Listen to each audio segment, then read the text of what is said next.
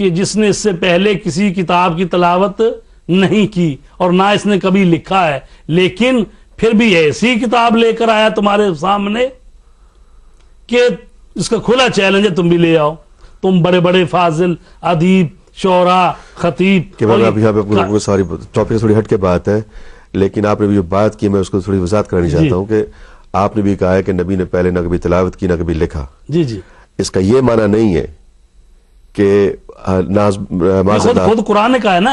یہ کیوں کہا ہے یہ اذا لارتاب المبطلون، اس لیے کہ شک کرنے والے جو اہل باطل ہیں وہ شبہ ڈالنا دیتے کہ یہ بھی رسول تو پہلے پڑھتے رہے ہیں، کسی سے جا کے سیکھ لیے ہیں تو یہ لے آئے ہیں. تو معجزہ اسی لیے ہے کہ دیکھو یہ میرا بندہ ہے اور اس نے کسی کے سامنے شاگردی اختیار نہیں کی، نہ کبھی لکھا نہ کبھی، لیکن ایسی کتاب لے کر آیا کہ جس کے سامنے ساری کائنات جو ہے وہ مبہوت ہے، حیران ہے.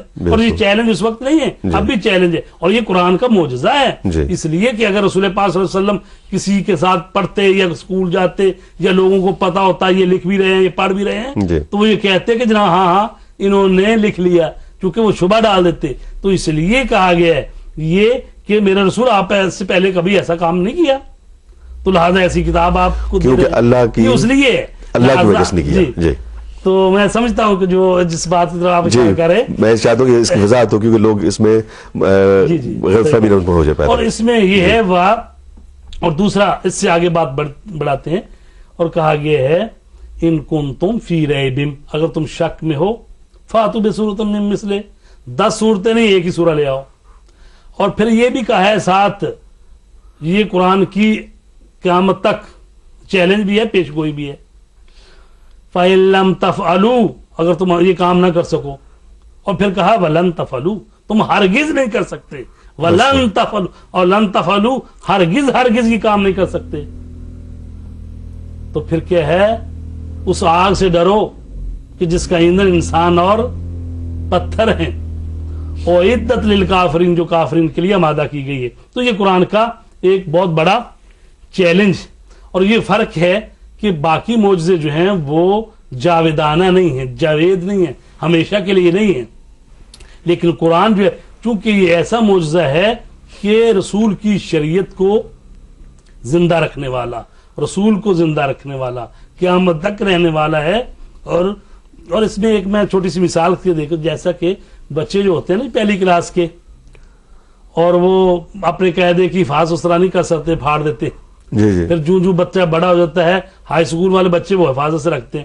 اسی طرح پی ایچ ڈی والے جو ہیں وہ اور اس کو پلاسٹک کے لفافے چڑھا کے رکھتے ہیں. یعنی انسانیت جو ترقی کرتی گئی، کمال تک پہنچتی گئی، اس قابل ہو گئی کہ وہ اب اس کو حفاظت کر سکتی ہے، تو اللہ تبارک تعالیٰ نے وہ معجزہ دیا جو ہمیشہ رہنے والا ہے. اور خود اللہ تبارک تعالیٰ کا ارشاد ہے ان نحن نزلنا الذکر وان له لحافظون، ہم نے ہی اس کو ذکر کو نازل کیا ہے اور ہم ہی اس کے محافظ ہیں. تو لہٰذا رسول کریم صلی اللہ علیہ وسلم کا یہ جو معجزہ قرآن ہے یہ ایک ابدی معجزہ ہے، ہمیشہ کے لیے رہنے والا ہے. اور دوسرے معجزے محسوس تھے، یہ معجزہ معنوی ہے. اور دوسرے معجزے خاص زمان و مکان میں محدود تھے، یہ معجزہ زمان و مکان سے ماورا ہے. تو یہ ایک ایسی حقیقت کا نام ہے کہ جس کی حقیقت کو خدا اور رسول سمجھتے ہیں، اور یہ انسانوں کی ہدایت کے لیے قرآن مجید جو ہے نازل ہوا ہے. جی قبلہ، یہ بھی کہنا درست ہے یقیناً کہ جتنے معجزے پہلے نبی لے کے آئے ان سب کے مالک یا ان سب کے پہ حاوی ہیں ہمارے رسول. جی خود قرآن کہہ رہے ہیں. جی قرآن یہ کہتے ہیں کہ جس طرح سارے پچھلے جو نبی ہیں ان پر رسول کریم صلی اللہ علیہ وسلم جو ہیں سارے نبیوں کے سردار ہیں. جی اور سارے نبی ہمارے رسول پاک صلی اللہ علیہ وسلم کی نبوت کی گواہی اور میثاق جو ہوا اس کی وجہ سے نبی بنے ہیں. تو اسی طرح قرآن کہتا ہے، یہ قرآن جو ہے پچھلی کتابوں کی تصدیق بھی کرتا ہے اور ان پر مہیمن بھی ہے اور ان پر سرداری اور سلطہ بھی رکھتا ہے.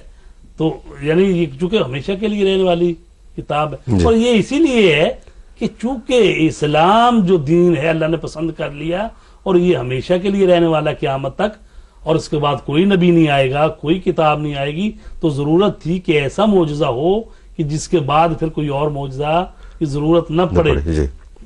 جی. اور لیکن یہ ہے کہ رسول پاک صلی اللہ علیہ وسلم کے معجزات میں صرف قرآن مجید نہیں ہے, بلکہ بہت سارے اور بھی معجزے ہیں. کتاب ہے مدینۃ المعاجز جس میں معجزے لکھے ہیں, معجزوں کا مدینہ وہ کتاب کا نام ہے. تو اس میں 4444 کے قریب رسول پاک کے معجزے لکھے, 4444 کے قریب. ماشاءاللہ جی. تو یعنی رسول پاک تو سراپا معجزہ ہیں جی. اور بڑے بڑے معجزوں میں یہ قرآن مجید معجزہ ہے. پھر شق القمر, چاند کے 2 ٹکڑے کرنا, یہ رسول کریم صلی اللہ علیہ وسلم کا معجزہ ہے. پھر شمس وہ جو سورج کو پلٹانا, رد شمس, وہ رسول کریم کا معجزہ ہے. معراج رسول پاک صلی اللہ علیہ وسلم کا معجزہ ہے. اور اس کے علاوہ کنکریوں کا تسبیح پڑھنا رسول پاک صلی اللہ علیہ وسلم کے ہاتھ میں, وہ معجزہ ہے. کنویں کا پانی میٹھا ہو جانا معجزہ ہے. درخت کا چل کے آنا آپ کے پاس اور پھر آدھے درخت کا آنا, آدھے کا واپس پلٹ جانا, وہ معجزہ ہے. یہ جو تسبیح پڑھنے کا معجزہ, اس کو میں تھوڑی سی وضاحت کروں. جی بسم اللہ. قرآن مجید میں ہے وَإِن مِّن شَيْءٍ إِلَّا يُسَبِّحُ بِحَمْدِهِ, کوئی ایسی چیز نہیں ہے کائنات میں مگر یسبح بحمدہ, وہ اللہ کی تسبیح حمد کے ساتھ بیان کر رہی ہے. اور سورہ جمعہ میں ہے یسبح للہ ما فی السماوات و ما فی الارض, کائنات میں ہر چیز اللہ کی تسبیح بیان کر رہی. وَلَكِنْ لَا تَفْقَهُونَ تَسْبِيحَهُمْ, یہ ہے کہ لیکن تم تسبیح اس کی سمجھتے نہیں ہو. اب کائنات کی ہر چیز اللہ کی تسبیح بیان کر رہی ہے. اب رسول پاک صلی اللہ علیہ وسلم کے پاس لوگ آئے, انہوں نے کہا فَقَالُوا كَيْفَ نَعْلَمُ أَنَّكَ رسول اللہ, ہم کیسے جانیں کہ آپ اللہ کے رسول ہیں. تو رسول پاک نے کیا فرق کیا, فَأَخَذَ كَفًّا مِنْ حَسِي, تو رسول پاک صلی اللہ علیہ وسلم نے اپنے دست مبارک میں اپنے مٹھی میں کنکریاں لے لی. جی. فقال ھذا یشہد انی رسول اللہ, یہ گواہی دیں گے کنکریاں کہ میں اللہ کا رسول ہوں. بس یہ کہا رسول پاک نے, تو کیا ہوا, فسبح الحصاء فی یدہ, تو جو کنکریاں رسول پاک کے پتھر, وہ کنکریاں چھوٹی چھوٹی جو تھی رسول پاک کے ہاتھ میں, انہوں نے تسبیح پڑھی وہ شاہدہ اور گواہی دی انہ رسول اللہ, کہ آپ اللہ کے رسول ہیں. تو یہ دیکھیں رسول پاک صلی اللہ علیہ وسلم کو تو اختیار ہے, ان کی ولایت تکوینی حاصل ہے, کائنات میں اللہ کے اذن سے تصرف کر سکتے ہیں. اللہ کہہ رہا ہے کہ کائنات کی ہر چیز تسبیح بیان کر رہی ہے, تو اللہ کے رسول نے گویا اس کا والیوم بلند کر دیا ہے, یعنی ہر چیز اللہ کی تسبیح بیان کر رہی ہے. تو جب وہ کنکریاں ہاتھ میں آئی تو وہ جو سننے والے تھے کہ تم بھی سن لو, تو گویا رسول پاک نے اس کا والیوم بلند کر دیا کہ ہر چیز اللہ کی تسبیح بیان کر رہی ہے, یہ سنو میرے ہاتھ میں, اور یہ تسبیح بھی بیان کرے گا اور میری رسالت کی گواہی بھی دے گا, اور دی.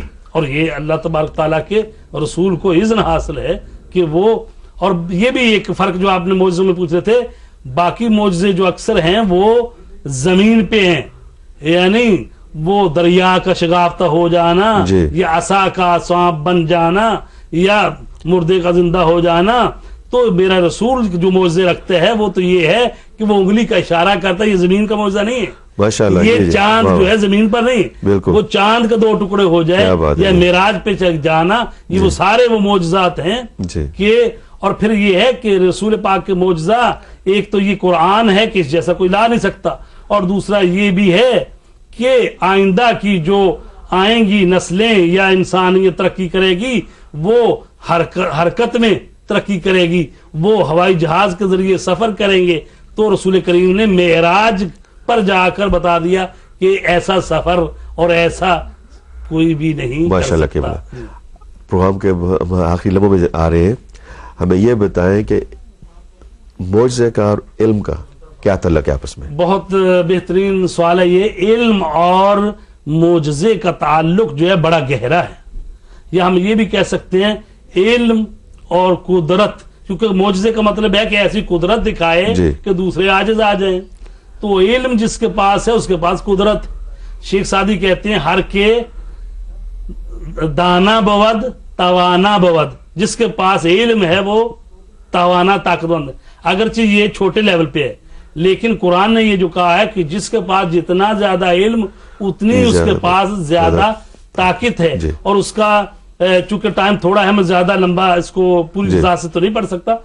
قرآن مجید میں حضرت سلیمان کے جو وزیر تھے آصف بن برخیہ، جب حضرت سلیمان نے کہا کہ وہ تخت بلقیس کون ہے جو میرے تک لے آئے، قال عفریت من الجن، تو ایک جن تھا اس میں ان کے پاس، تو انہوں نے کہا انا آتی کا بھی، میں لا سکتا ہوں، قبل ان تقوم من مقام، قبل اس کے کہ آپ اس محفل کو برخاست کریں گے 2-2.5 گھنٹے جی لگ جائیں گے.